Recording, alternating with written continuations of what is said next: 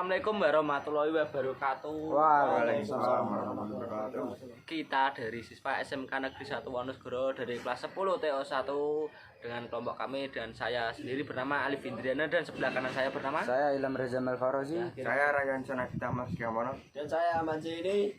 Kita berempat akan menjelaskan tentang pneumatika. Oke, yang pertama adalah pengertian pneumatik. Pneumatik adalah sebuah kata yang tercipta dari gabungan kata pneu yang artinya udara tekan serta matik yang artinya segala hal atau ilmu yang berhubungan dengan sesuatu.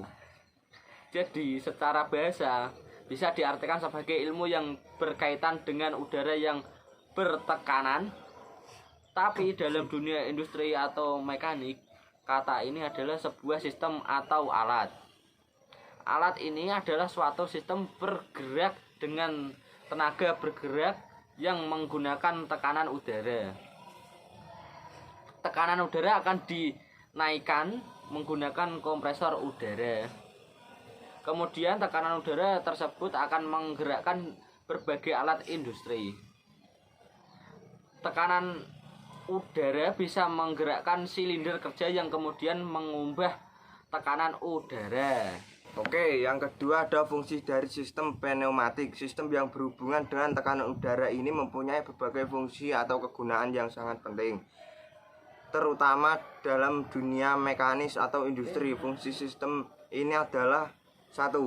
Mencekam benda kerja, 2. Menggeser benda kerja, 3. Mengatur posisi dari sebuah benda kerja, 4. Mengatur arah dari suatu benda kerja. Oke, yang ketiga adalah penerapan pneumatik untuk pengemasan atau patch caging, 2. Untuk pemakanan atau feeding, untuk pengukuran atau matering, untuk pengaturan tutup dan buka atau cat order control, untuk memindahkan material atau transfer of material, untuk memutar dan mengembalikan benda kerja atau turning and inverting of part, untuk memilah bahan-bahan atau sorting parts, untuk menyusun benda kerja atau stacking komponen, untuk mencetak benda kerja atau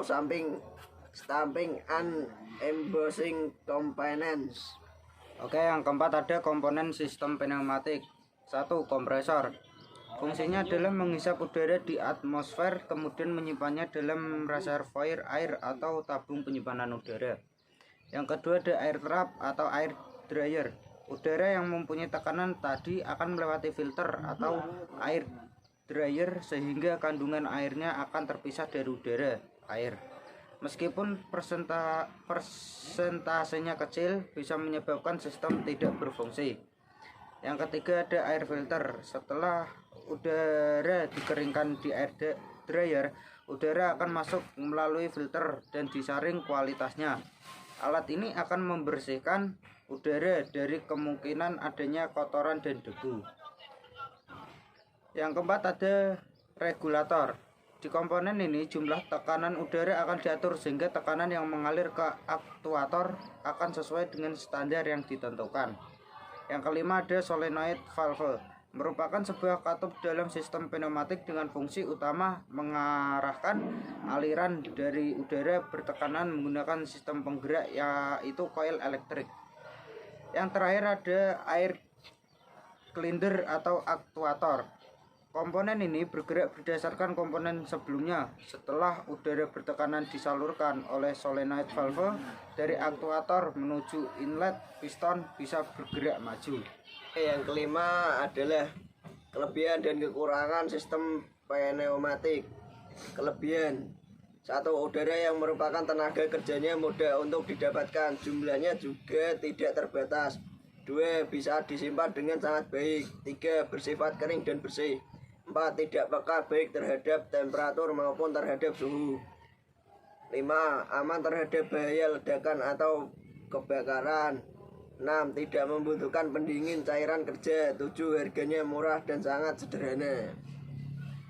Yang keenam ada kekurangan pneumatik. 1. Menghasilkan daya mekanik yang sangat rendah. 2. Mengeluarkan suara yang berisik atau bising. 3. Adanya kelembaban udara. 4. Mudah tersumbat atau terjadi kemampetan.